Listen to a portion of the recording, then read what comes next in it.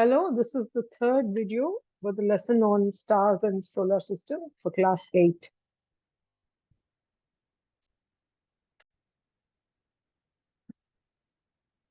After having understood the path of the sun in the sky in all seasons and at all latitudes on Earth, let's see how the night sky behaves.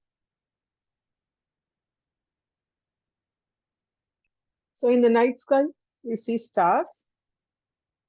When you look up, you see stars everywhere.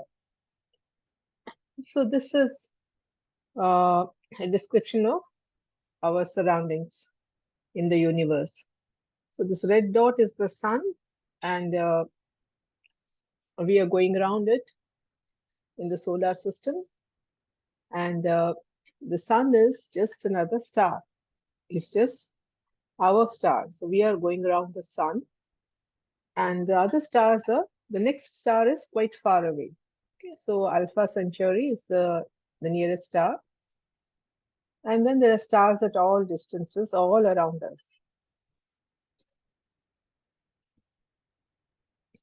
So compared to the distances between the solar system, the distances between stars are even greater. So there are countless stars in the sky and in every direction. So when we look up in the night sky, we see a dome covered with stars. Okay. So we see one half of a sphere, which we call as the celestial sphere. And we imagine all the stars stuck to this dome.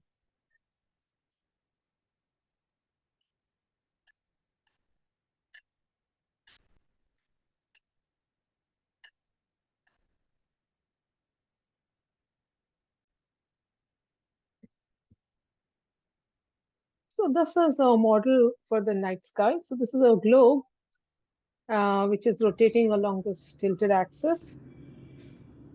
Okay. So that is the tilted axis. And we are rotating around that.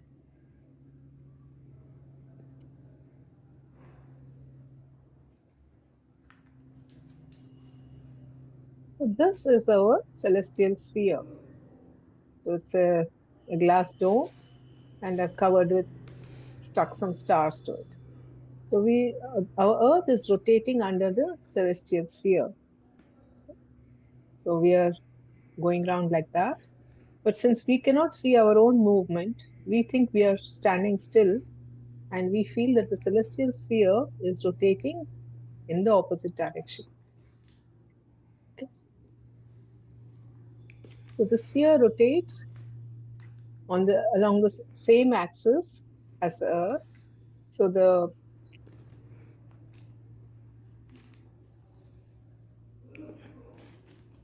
that is,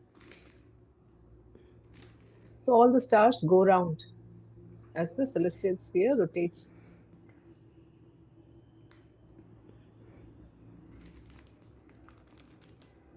So that is the axis of the celestial sphere, same as the axis of the Earth. And there's a star there called the pole star or the Polaris. And that is where north is. So these are the stars in red are the constellations, some of the important constellations. This is Orion. This is the seven sages or Saptarishi Great Bear. So those two stars there, when you join them and you extend them, that line goes towards the North Pole, towards the pole star. So pole star is very dim and not very impressive, difficult to recognize, but we can use, whereas the Great Bear constellation is very prominent, easy to recognize. So we can use those stars to find out the location of the the pole star. Okay, so that is how the celestial sphere rotates above the Earth.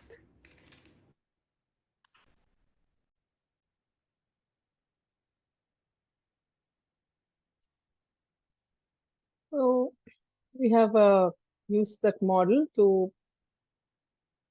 understand the celestial sphere. So pole star is a small and a dull star, but it's very useful because when you can see this pole star, you can see the north, you can recognize which is the north direction. So the star was used for navigating since the ancient times. On land and on sea, you could use the pole star to find the directions. Okay. Okay, so the stars which we see around us, okay, so they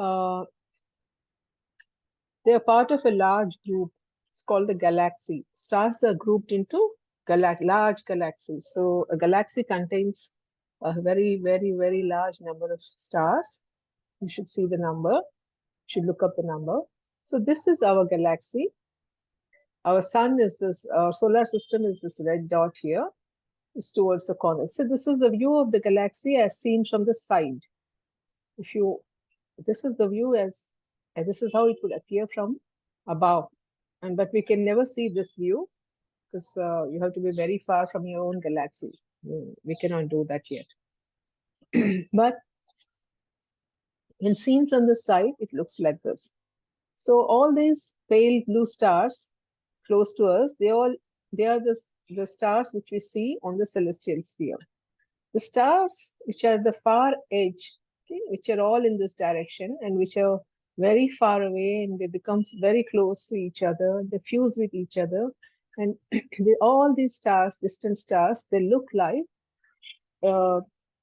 like a streak of pale light. It's like a milky pale streak in the nighttime sky. Just it is why we call it as Milky Way.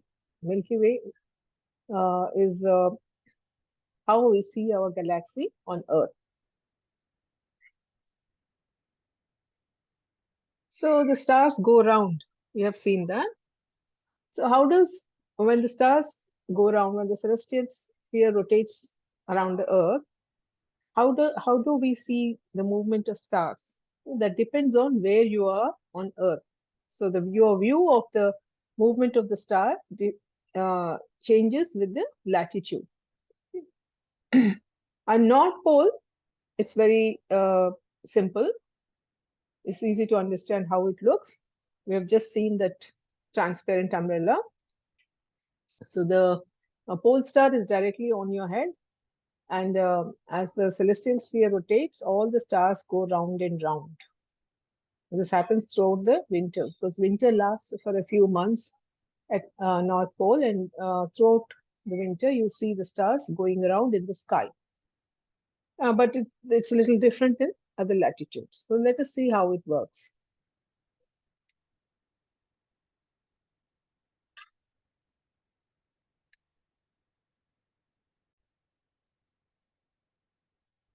So let's see how the movement of the celestial sphere appears when you stand at different places on Earth. So let's see first what happens at the North Pole. So this is our model of the celestial sphere. I'm using a glass sphere. This is a fish bowl to which I have stuck a handle so I can rotate it. That's the axis of the celestial sphere. So this white line in the middle of the sphere, which divides the sphere into two hemispheres, is the celestial equator. It's just nothing but an extension of Earth's equator. So this handle on the top is the Earth's the axis. Sorry, the axis and the North Pole, and this white line is the celestial equator. That handle is the axis. This is the celestial equator, and it goes round. The blue line is the ecliptic. Ecliptic is a line which cuts the ecliptic plane cuts the sphere. So ecliptic plane is the plane in which all the planets orbit the sun. We have seen that, right? So this is the line, and all the planets, but as you will find all the planets moving up and down this line in the night sky. So in the daytime, this is the path of the sun, and in the nighttime, it is the path of the stars.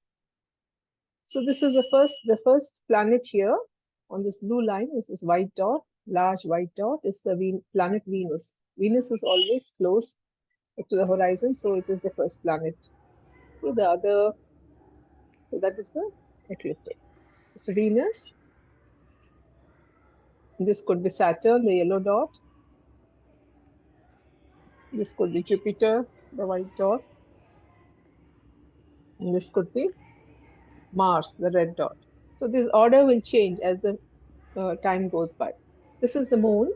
The moon is not on the ecliptic line. It is little away from the ecliptic line, and it keeps crossing the ecliptic line up and down because it's the orbit of moon is inclined to the ecliptic orbit. We have seen that in the first video. Okay, so the moon crisscrosses this line, goes up and down. And this pale streak, the blue streak that you're seeing, that is the Milky Way. So that is how the Milky Way appears in the celestial, in the nighttime sky. It's a patch of light. It's a streak of light, a pale, milky, cloudy streak in the sky. And these are all the distant stars in our galaxy, which appear to be, which have appeared to come together and form this continuous band of light.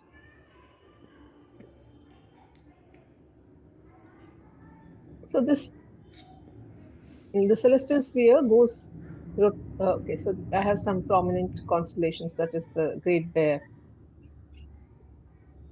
and that those two stars are used to point to the north, or the pole star. That is the axis. Now the sphere rotates around that axis every night. Or North Pole, there is a very long night, so keeps on rotating. So the person sees the stars moving, going round and round in circles above his head. And the blue line, that is the ecliptic, is quite close to the horizon. So inside this sphere, I have shown this horizon, that is the small disk of thermocol, the white disk is the horizon of this person who is standing in the center of it. And he sees this, he or she sees this ecliptic quite close to the horizon.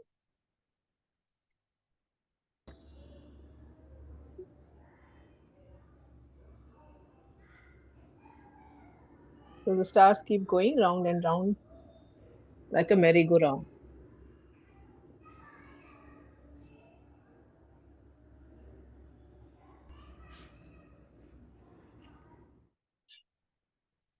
And at a higher latitude, I'm taking the 50 degrees latitude.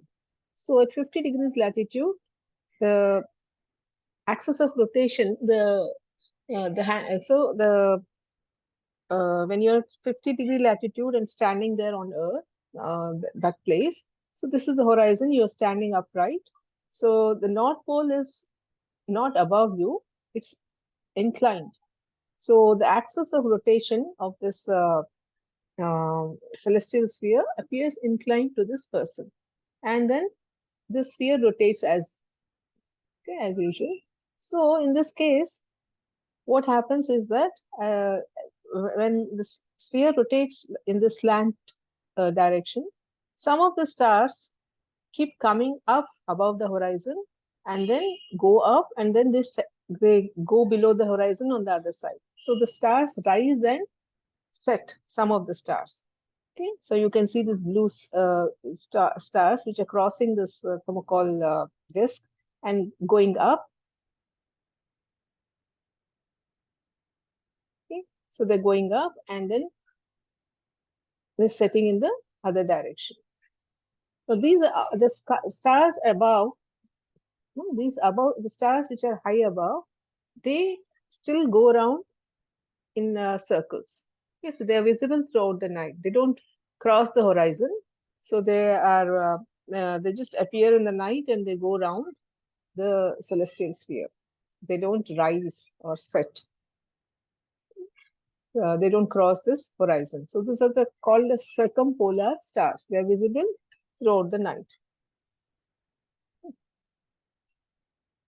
So there are two kinds of stars at this latitude, circumpolar and non-circumpolar. Circumpolar are the ones which go round and round.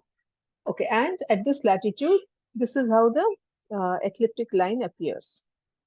So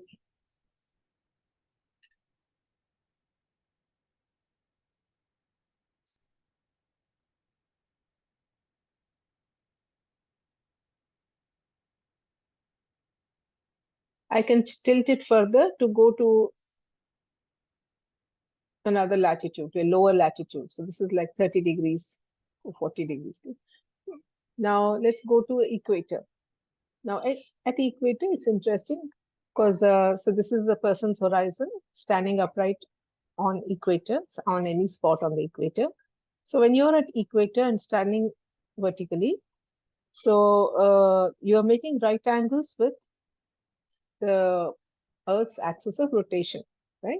So the axis of, so this is the person, so, okay. So the axis of rotation will be, is here on the horizon, 90 degrees, okay. It's lying in the flat here. So this is how the celestial sphere will appear to rotate for a person who's situated on the equator. So it rolls. Okay, so the sphere is rotating along the same axis, but to this person it appears like this. Okay, so here all stars are crossing the horizon.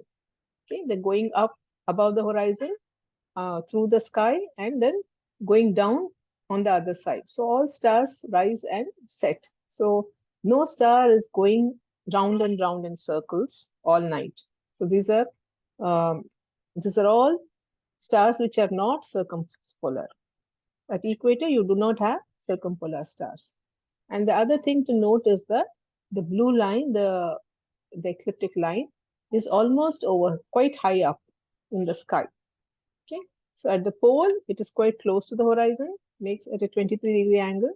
And here, the equator, it is quite close to the overhead, vertical. It makes a 23-degree angle to the overhead. So the planets are all high up in the sky and can be seen well.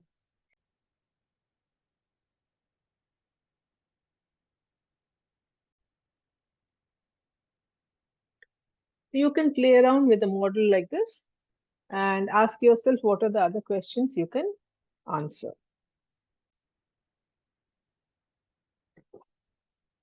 So the stars which are visible throughout the night are called as the circumpolar stars.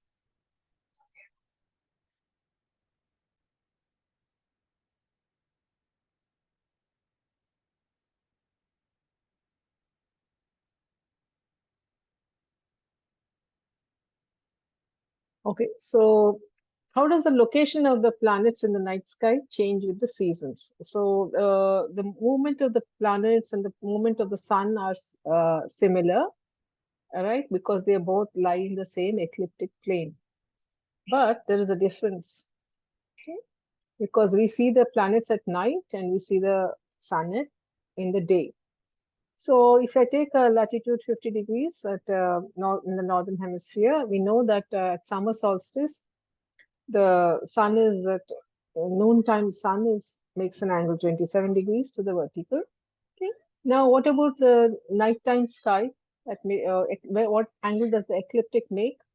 Okay. So if you look at this geometry, so because any place on Earth, when it revolves, when it rotates around the axis, it moves up and down with respect to the ecliptic plane. So here in the nighttime, it is above the plane, and in the daytime, it's coming closer to the plane. Okay? So the angles are different. So the ecliptic makes an angle 73 degrees in the nighttime. Okay, in the daytime, the sun makes angle 27 degrees in summer. Okay, but in the winter, it's opposite. Okay, so sunlight is coming in from here. So this is daytime, and right side is the nighttime. So here The ecliptic makes a angle of 27 degrees at night in winter. Also, 27 degrees means it's quite high, whereas 23 degrees is very low towards close to the horizon. So that means in the north, in this you can see the planets better in winter if you're at a northern latitude, and then in the northern hemisphere, then winter is a good time to see the planets. They go high up in the sky, and you can see them. If they're close to the horizon, they get blocked by obstacles and low clouds and all that. So when they go high up, it's easy to watch them.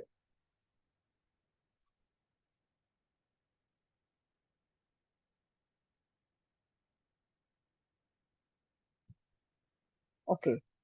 So the non-circumpolar stars, which rise and set, their appearance also changes with the season. Okay. So the rise and set, and as the sun goes, as the Earth goes around the sun in its orbit, this rising and setting times change, and sometimes they disappear. New stars appear. New stars start rising and setting. So that's because when you look at the nighttime portion of the Earth here, so in at different places in the orbit, you're facing different parts of the celestial sphere, and those are the stars that are visible at that point. And as you keep moving in the orbit, the stars which you can see, the which rise and set, those things those stars keep changing. Okay, so this was in the ancient times. People used to pay a lot of attention to these the seasonal rising and setting of these stars. So the brightest star, Sirius, was especially important to the Egyptians, ancient Egyptians. So they would track its rising time and setting time throughout the year. They used it to predict the behavior of the Nile River. They wanted to fix the season in which the flooding happens. Where they wanted to relate it to the rising time of the Sirius star. Okay, now let's briefly look at the what happens with moon. Okay, so moon, as we know, we said it goes around the Earth every 28 days, and it has phases. So the moon is you have a new moon, then you have a crescent moon. The moon grows, it's have a full moon, and then the moon reduces, waning moon, waxing and waning of moon. So the moon waxes, grows big, becomes full, then wanes, becomes thinner, and you have new moon again. Okay. So this is how it happens. So there you have Earth in the center. So the right side is the night part of Earth. The bright side is the lit part of Earth, day side. And the sun is to the left. Sunlight is coming in from the left. Okay. So all objects in solar system can be seen only by the reflected light.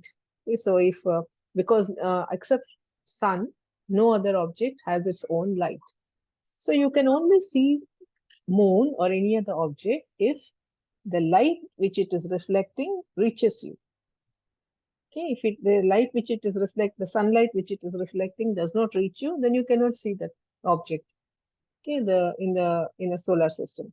So here, when the moon is towards the sun, so the lit part, the sunlit part of the moon is away from us. We are facing the dark side of the moon, so we cannot see it. So the moon appears dark. And when it proceeds in the orbit, some part of it, the lit part of the moon, becomes visible to us. So you start seeing a crescent moon, a quarter moon, half moon, three-fourths of the moon. Eventually, when the moon comes on the other side, then the lit portion faces us and the dark. Okay, so that is why you can see the full moon. And then as it proceeds further, it reduces in the opposite other direction. Okay, you see again three-fourths moon, half moon, and so on, and new moon again. Okay, so we can just make this make us carry out a small activity which will mimic this in our house. Yes.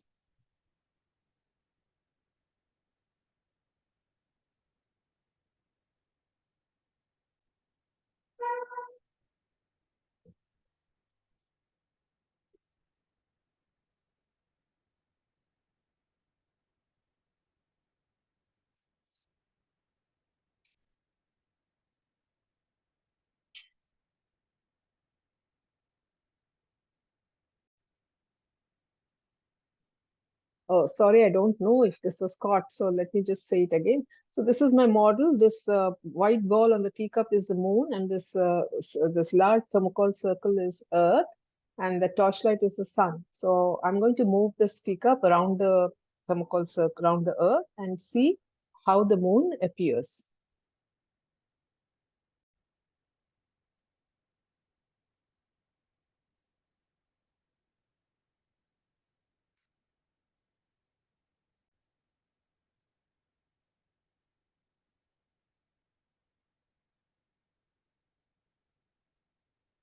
We have seen the phases of the moon. So you must know that even the planet Venus has phases. The inner planet, even Mercury, but Mercury is too close to the sun to be seen. So you can see phases of the moon, Venus, planet Venus, in if you use a telescope. Okay, now let's look at eclipses. So even though the moon and the moon comes between sun and the earth on every new moon day, the three bodies are not strictly in a straight line. Okay, so this is the new moon day where the moon is between sun and earth. But on every new moon day, these are not strictly in a line. Okay, that's because the moon's orbit is inclined to the Earth's or the orbit around the sun, to the ecliptic plane. We have seen this.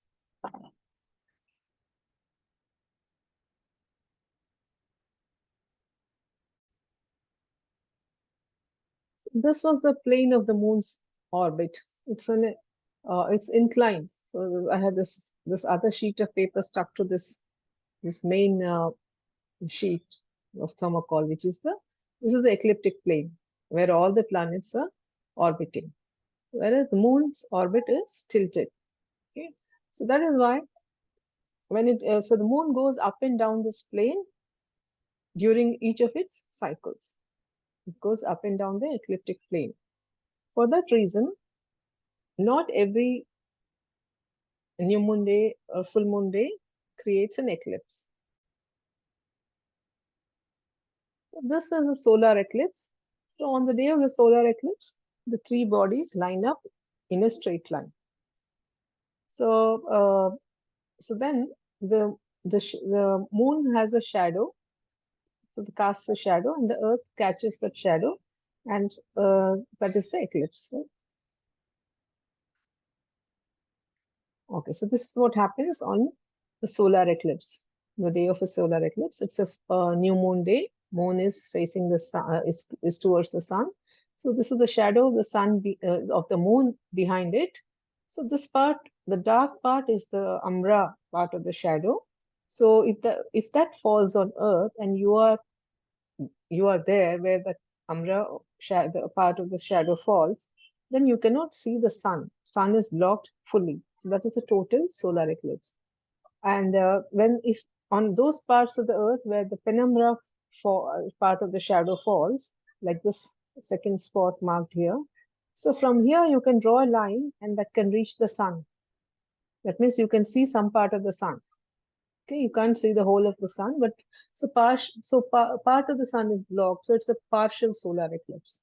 And there are other places on Earth where which are not touched by any part of the shadow, so they are free of the eclipse. So you can have. So this is how a solar eclipse happens. Okay, and then what about the lunar eclipse? Lunar eclipse happens on a full moon day. So on some full moon days, the three bodies line up in a straight line, and then the shadow of the Earth falls on the moon, and you see it, the face of the moon, instead of being full and bright, it gets partly or fully covered by the shadow of the Earth. Okay, so depending on where the moon catches this eclipse, so if it is here, then if it is located here during on the day of the eclipse, then it passes through the umbra, total dark part of the shadow. So it is a total lunar eclipse. Or if it only partially catches the shadow, then it's a partial lunar eclipse. Only part of the moon is covered. And sometimes the moon only catches the umbra. The penumbra. Penumbra is a faint part of the shadow. So there, so it becomes partly darkened. It doesn't.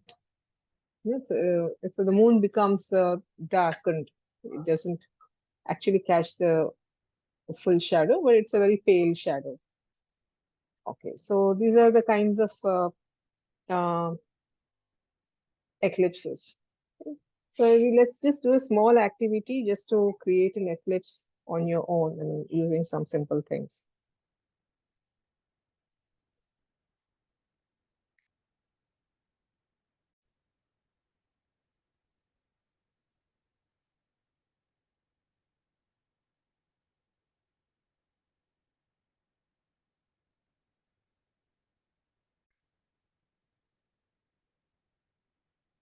Okay, so we have seen how eclipses form. So so eclipses form when the moon comes on the ecliptic line on a full moon or a new moon day. That is the reason we call that plane as the ecliptic plane. That's the reason for the name. Okay? So it's the plane in which all the planets orbit the sun, and it's called as the ecliptic plane because when the moon crosses that line, you have eclipses. So the ancients knew how to predict and calculate the eclipses. So is there a cycle to this eclipses? So how many times does an eclipse happen? How often does the moon cross this ecliptic line? So you should find out about this. Okay? And this is what we have done in this lesson. This is a summary. You can pause and look at it, and this will be the end of the lesson. Okay? Hopefully it was um, useful, and hopefully it was fun. Okay? Let's stop.